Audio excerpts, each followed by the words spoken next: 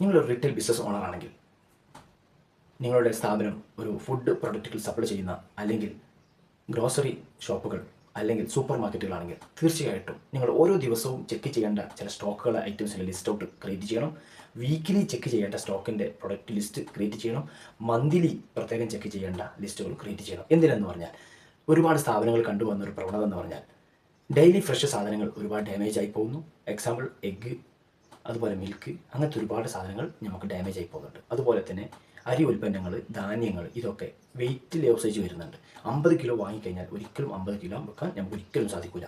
അതുപോലെ തന്നെ വാല്യുബിൾ ആയിട്ടുള്ള ഒരുപാട് സ്പ്രേ ഐറ്റംസുകൾ, അത്തറുകൾ, അതുപോലെ തന്നെ ഷേവിംഗ് സെറ്റുകൾ, ഇങ്ങനത്തെ ഒരുപാട് പ്രോഡക്റ്റുകൾ കളവ് പോകുന്നുണ്ട്.